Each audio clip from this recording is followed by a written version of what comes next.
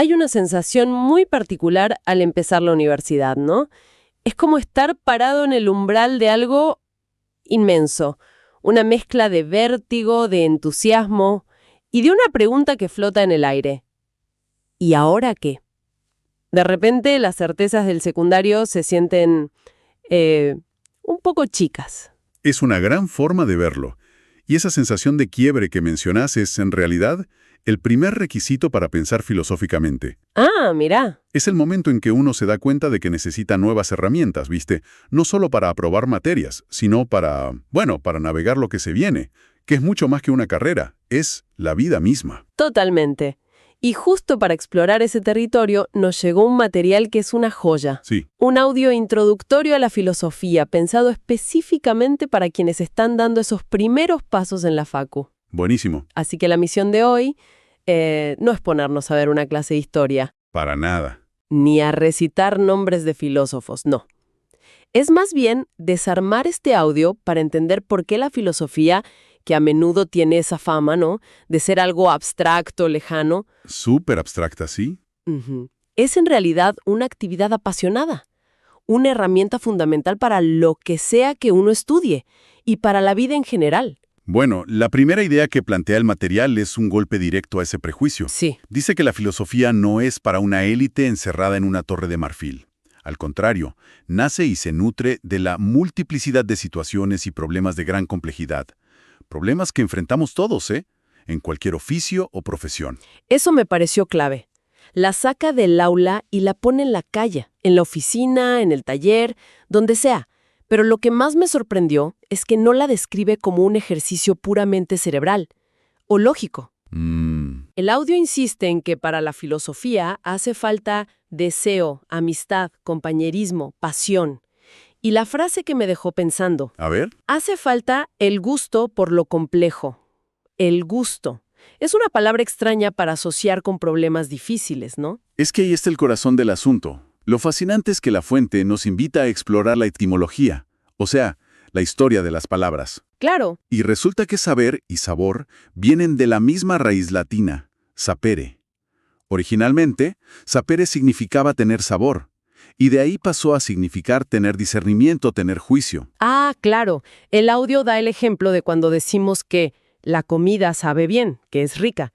O sea, que el conocimiento también se puede saborear. Exacto. Siempre lo pensé como algo más bien seco, mental. Y la propuesta es esa, que el verdadero conocimiento no es una acumulación de datos fríos, sino una experiencia sensible, algo que se siente en el cuerpo. Pensemos en ese momento, esa epifanía, cuando después de darle vueltas y vueltas a un problema matemático o a un concepto difícil, de repente, hace clic. Uf, sí. El alivio. Esa sensación de claridad, de alivio, de satisfacción, eso es el sabor del saber. Es casi un placer físico. Entiendo.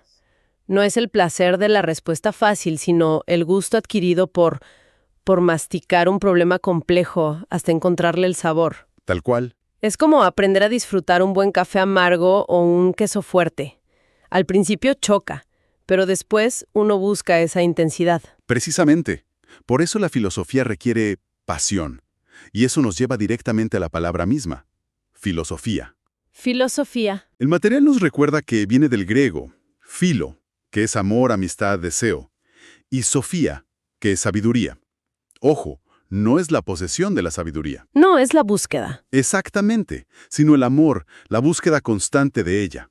La filosofía es hacerse amigo de la sabiduría. Esa idea de la filosofía como una relación, como una amistad, lo cambia todo. Porque si es una amistad, no puede ser algo pasivo ni neutral, ¿verdad? No, para nada. Exige algo de nuestra parte. Exactamente. Una amistad se cultiva, se trabaja. No es una actividad objetiva, desinteresada o descomprometida, como dice la fuente. Al contrario. ¿Exige qué? Exige compromiso y pasión. Y a partir de ahí, el audio empieza a describir una especie de equipaje que se necesita para este viaje. Me gusta la idea de un equipaje. Y no son requisitos innatos, Son pasiones o actitudes que se pueden despertar. A ver, repasemos ese equipaje. Primero, habla de tener cierta curiosidad, cierta inquietud ante la realidad. No aceptar el mundo así como nos lo presentan, no. Claro. Como el nene que no para de preguntar por qué. Ese es el punto de partida. Y se le suma una insatisfacción con el saber anteriormente adquirido. Es ese momento en que uno siente que las explicaciones que tenía ya no le cierran. Sí. Es un acto de humildad intelectual decir, che, esto que sé no me alcanza para entender lo que está pasando. Es la pregunta que se hace todo estudiante universitario, ¿o no? ¿Lo que aprendí en el secundario me sirve para los desafíos que quiero enfrentar? Totalmente. Y el tercer elemento es fundamental para el contexto de la universidad.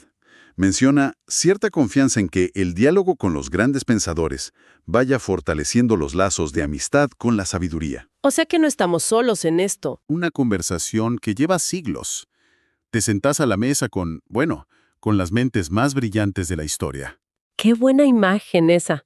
Y esto nos lleva a una pregunta de reflexión importante para quien esté empezando. ¿Qué insatisfacción concreta lo trajo a la universidad? Fue una pregunta sobre la justicia social, sobre la naturaleza de la mente, sobre cómo funcionan los mercados. O sobre la belleza. O sobre la belleza. Esa pregunta personal es el motor. La filosofía no te va a dar una respuesta enlatada, pero sí te va a dar un método y te va a presentar a los mejores compañeros de diálogo que podrías imaginar. Ahora, lo que me pareció más desafiante es la actitud que propone para ese diálogo. Ajá. Por un lado habla de espíritu de aventura y valentía, pero después menciona una combinación que, de entrada, suena contradictoria. A ver. Dice que hace falta cierta soberbia para encarar a los campeones del pensamiento, pero a la vez, cierta humildad acorde con nuestra ignorancia. Entiendo la humildad, es obvio que partimos desde la ignorancia, pero ¿la soberbia no es peligrosa? Digo, ¿no podría llevar a desestimar a estos grandes pensadores antes de siquiera entenderlos? Es una tensión fundamental, pero para nada una contradicción. Es el motor del aprendizaje. ¿Ah, sí? La humildad es el punto de partida. Reconocer que estamos ante gigantes. Que Kant, que Simone de Beauvoir, que Platón dedicaron su vida entera a pensar estos problemas con una profundidad que nosotros apenas empezamos a vislumbrar. Sin esa humildad no hay escucha. Ok, hasta ahí te sigo. Pero sin la soberbia no hay diálogo. ¿A qué te refieres con soberbia, entonces? No me cierra del todo. A la audacia intelectual, a la valentía de no ser un simple receptor pasivo de información. Es la actitud de leer a Aristóteles y atreverse a preguntarle, che, Aristóteles, tu idea de que la mujer es un hombre incompleto, ¿de dónde la sacaste? A ver, deféndeme ese argumento. Claro. Es tener el coraje de decirle a Platón, tu mundo de las ideas es una construcción poética fascinante, pero ¿cómo me ayuda a entender la crisis económica de Argentina en el siglo XXI? Entiendo. Esa soberbia no es arrogancia vacía, es la confianza en la propia capacidad de razonar y de exigir que las ideas se sostengan por sí mismas. Me encanta esa imagen. Me imagino sentada en un café de la calle Corrientes con ellos y discutiendo. Mira, Simón, tu análisis de el segundo sexo es brillante, pero hablemos de cómo se aplica a las identidades no binarias hoy. Exacto. Esa irreverencia es parte del juego. Es la esencia del juego. Ese equilibrio entre la humildad para escuchar atentamente y la soberbia para cuestionar sin miedo es lo que te transforma de un estudiante que memoriza a un pensador que dialoga. Wow. Y eso vale para la filosofía, para la física, para el derecho, para cualquier disciplina. Es un equilibrio potentísimo. Y hablando de potencia y de peso, el audio cierra con una última metáfora que, honestamente, me dejó recalculando. La etimología de pensar. Esa misma. Yo no tenía idea de que viene del latín pensare, que era un término técnico que significaba pesar o sopesar algo en una balanza. Sí, sí. Pensar es literalmente ponderar el peso de algo. Es una metáfora que lo cambia todo, ¿viste? Porque nos saca de la idea de que los pensamientos son cosas etéreas, inofensivas, que flotan en la cabeza. ¿No? Los pensamientos tienen peso, ejercen una fuerza, gravitan. Así como hay cuerpos livianos y cuerpos con una masa enorme, hay ideas ligeras, de sobremesa, y hay ideas que tienen una densidad y un peso que exigen una fuerza descomunal para poder sostenerlas. Y ahí es donde la experiencia universitaria cobra todo su sentido. Uno entra a la facu, a cualquier carrera, y se empieza a topar con estas ideas de gran peso. Totalmente. Pienso en un estudiante de primer año de abogacía que se enfrenta por primera vez a la idea de que el derecho no es justicia pura, sino también una herramienta de poder. Tremendo. O un estudiante de biología que tiene que lidiar con las implicaciones del determinismo genético en la idea de libertad. O un estudiante de economía que siempre creyó en el libre mercado y se topa con la crítica marxista del capital. O alguien de psicología que empieza a leer a Foucault y se da cuenta de que la locura es en gran parte una construcción social. Claro. Esas no son ideas que uno simplemente anota en el cuaderno y repite en el examen. Son ideas que te sacuden las bases, te obligan a reevaluar lo que creías sobre el mundo y sobre vos mismo. Sostener esos pensamientos requiere fuerza. Y el material lanza una advertencia muy seria sobre esto, que me pareció brutalmente honesta. Lorísima. Cita textualmente: hay pensamientos que pueden literalmente aplastarnos. Esto ya no es la frustración de no entender una fórmula, es el peso existencial de una idea. Tal cual. Y por eso la recomendación final del audio es menester entonces cuidar las propias fuerzas. Lo que nos deja con la pregunta más importante de todas. Si pensar es levantar peso, ¿cómo nos fortalecemos para no ser aplastados? Exacto. Y la respuesta está implícita en todo lo que venimos charlando. La filosofía no es solo adquirir conocimiento, es fundamentalmente un entrenamiento. Es como un gimnasio para la mente. Un gimnasio intelectual. Me gusta. ¿Y cuáles serían las rutinas, los ejercicios en ese gimnasio? Los ejercicios son las prácticas filosóficas mismas. Por ejemplo, aprender a identificar falacias en un discurso político o en una publicidad. Es como hacer series para fortalecer el músculo del pensamiento crítico. Ok. Practicar un diálogo socrático con un compañero donde se cuestionan las definiciones de conceptos como éxito o felicidad. Es un ejercicio de flexibilidad mental. Claro. Los experimentos mentales, como los que se usan en ética, el dilema del tranvía, por ejemplo, son como levantar pesas. Te obligan a poner a prueba la fuerza de tus convicciones morales en situaciones límite. Entonces, cuidar las propias fuerzas no significa evitar las ideas pesadas. No. Significa entrenar para poder manejarlas. Exactamente. Significa desarrollar la musculatura intelectual para poder sostener una idea que te incomoda sin que te destruya. Es aprender a desarmar un argumento, a construir uno propio y también, y esto es crucial, a ser compasivo con uno mismo en el proceso. Qué importante eso. Entender que sentirse perdido o confundido frente a una idea nueva no es un fracaso.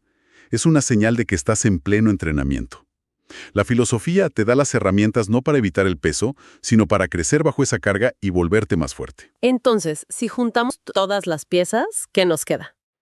Que la filosofía, lejos de ser algo antiguo y empolvado, es una actividad vital. Totalmente. Es aprender a saborear la complejidad, es iniciar una amistad con la sabiduría que te pide coraje y humildad al mismo tiempo.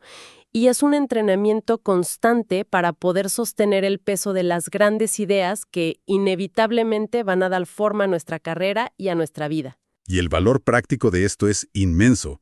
Este enfoque enseña cómo pensar, no a qué pensar. Clave. No se trata de memorizar qué dijo Platón en el año 380 a.C. Se trata de adquirir un conjunto de habilidades, transferibles a cualquier campo. Por ejemplo, Analizar un problema desde múltiples ángulos, identificar los supuestos ocultos en una afirmación, evaluar la calidad de la evidencia, comunicar ideas complejas con claridad. Un ingeniero que sabe pensar filosóficamente no solo resuelve problemas técnicos, sino que se pregunta por el impacto ético de su tecnología. Un médico con esta formación no solo ve una enfermedad, ve a una persona en un contexto complejo. potencia cualquier profesión. Exacto, porque te enseña a navegar la incertidumbre con rigor, creatividad y autoconciencia. Es una caja de herramientas para toda la vida, básicamente. Sin duda. Y para cerrar, ya que la fuente insiste tanto en la humildad y en ser conscientes de nuestra ignorancia como punto de partida, podemos dejar una última pregunta resonando. A ver, Para quienes están empezando este viaje en la universidad, la pregunta es, ¿cuál es esa única creencia que dan por sentada sobre su futuro, su carrera, el país, el mundo, que nunca se han animado a poner realmente en duda? Quizás el verdadero comienzo del viaje filosófico sea tener la valentía de poner esa idea, la más propia, la más segura, sobre la balanza y con mucho cuidado empezar a sopesarla. pensar, ponderar, crecer.